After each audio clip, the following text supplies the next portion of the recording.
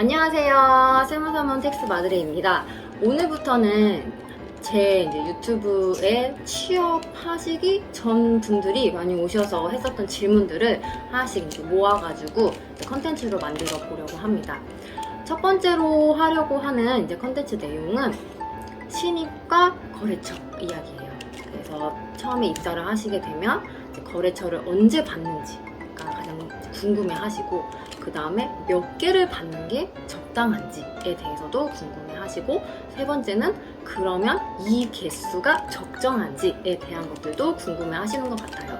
많은 세무 관련된 이제 유튜버 분들이 이제 자신의 이야기를 해 주시지만, 이제 저는 제가 이제 채용을 했었던 사람으로 진짜 채용을 하시려고 하시는 분들이 무슨 생각을 가지고 있는지 그 부분을 조금 더 중점적으로 말씀드리려고 합니다.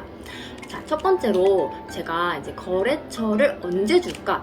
이 부분에 대한 고민을 되게 많이들 하세요.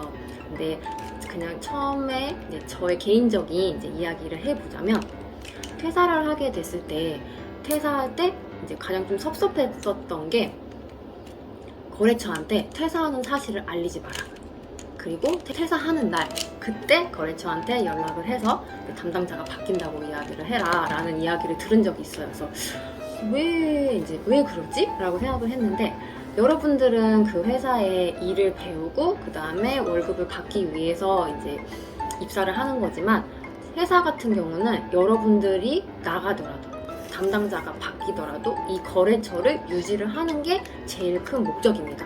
그러다 보니까 담당자가 바뀌는 거에 대한 리스크 관리를 계속적으로 해야 되는 거예요. 그래서 처음에 신입이 왔다고 해서 바로 거래처를 주게 되면은 거래처 입장에서는 담당자가 바뀌었네? 라는 생각을 하게 되죠. 그렇기 때문에 여러분들에게 아마 가면 당장 거래처를 주지 않을 거예요.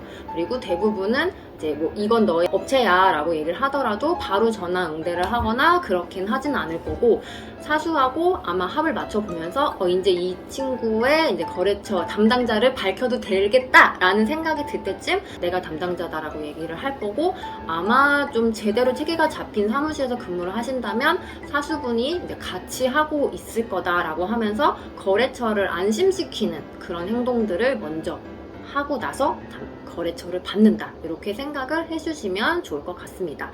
그래서 여러분들은 만약에 내가 거래처가 없다고 한다면 거래처를 잘 받을 수 있는 사람으로 일단은 회사에 눈에 띄는 게 가장 처음에 해야 될 일이다 라고 보면 될 것 같아요. 자, 그럼 이제 두 번째로, 그러면 거래처를 몇 개 정도 해야지 되는 걸까요? 라는 것도 많이들 물어보십니다. 자, 여기서도 회사 생각을 알려드릴게요. 회사에서는 여러분에게 주는 이제 월급이 비용으로 나가는 거예요. 그래서 여러분들이 처음에 이제 최저임금에서부터 시작을 한다고 하면 최저임금, 그 다음에 회사의 4대 보험, 그 다음에 식대까지 포함을 하면 대부분 지금의 최저임금이 200이라고 치면 200에 회사 4대 보험 10% 하고 식대까지 10% 하면 매달 나를 채용함으로써 최소 240만원 이상의 돈을 지불을 하게 됩니다. 그러면 회사에서는 어떻게 생각을 하냐? 이 친구가 그 정도의 이제 일을 해주면 이제 이익이 0이다 라고 생각을 하는 거겠죠? 그러면 우리가 어떻게 일을 해야 될까요? 적어도 월급만큼은 기장을 할 수 있는 사람이 돼야 된다는 거죠. 그래서 계속적으로 거래처가 늘어난다는 거는 처음에는 이제 바로 업체를 다 줘서 해낼 수가 없기 때문에 처음에는 이제 적어도 내 월급만큼의 이제 기장을 하는 거를 목표로 삼고, 추가로 나아갔을 때는 30개, 40개, 최소한 월급의 2배 정도까지도 해줬으면 좋겠다라는 이제 생각들을 많이들 하고 계시더라고요. 그래서 여러분도 시작은 작게 하시더라도 최소한 30개, 40개 정도까지는 올라갈 거다라는 거를 미리 알고 계시면 좋을 것 같습니다. 근데 회사마다 어떤 사람은 기장 개수가 훨씬 많고 어떤 사람은 훨씬 작을 수도 있는데, 결국 계산은 많이 하는 데들은 기장료가 작은 데일 수도 있고, 그리고 적게 하는 데들은 기장료가 조금 높은 데일 수도 있겠죠. 그래서 내가 업체를 많이 해도 나의 기장료가 3만 원이다 이러면 내 월급 240을 채우려면 몇 개를 해야 될까요? 이제 답이 나오시죠? 그렇게 계산을 하시면 된다고 보시면 됩니다. 여러분들이 회사를 들어갈 때는 항상 회사는 가르쳐 준다고도 하지만 나를 통해서 이윤을 내려고 하는 거라는 거를 알고서 이제 회사 생활을 하시면 조금 덜 상처를 받으실 수 있을 거라고 생각해요. 이제 세 번째로, 그러면 좀 어떤 사무실이 이상한 사무실인가, 거래처에 대해서 이제 그거는 제가 올 한 해 이제 상반기에 오픈 채팅방을 운영을 하면서 다양한 신입분들을 만나 뵙게 되고 그분들이 일을 얼만큼 하는지에 대해서 알게 되었는데요.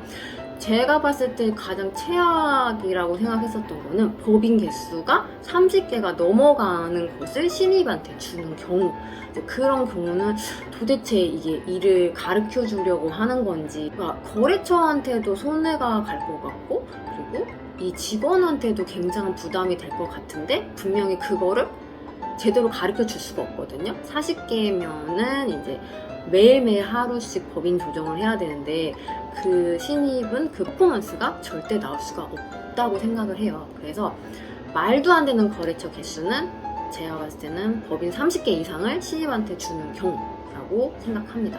그리고 뭐 법인 개인 같은 경우는 조금 많더라도 개인은 법인보다는 훨씬 덜 복잡하니까 그래도 이해를 하지만 결국은 신입인데 거래처를 40개, 50개 오자마자 그렇게 준다라고 하는 곳은 제대로 일을 가르쳐줄 생각이 없다. 실제로 가르쳐줘 보면은 그 일은 신입이 할 수도 없고 경력이 하기도 너무 어렵거든요. 그래서 그런 개수를 주면서 혹시라도 여러분들에게 너 일 그거밖에 못해? 라고 이제 하는 경우들도 되게 많거든요. 그래서 그런 회사들은 이제 많이 배울 수도 없고 오래 다닐 필요도 없는 사무실이다라고 생각합니다. 그래서 가장 좋은 거는 적게 시작해서 최대한 빨리 회사에서 얘기하는 이윤을 낼 수 있는 그런 사람이 될 수 있는 것이 이제 회사의 목표다라고 보시면 될 것 같습니다.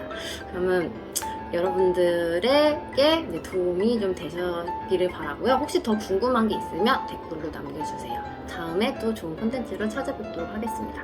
감사합니다.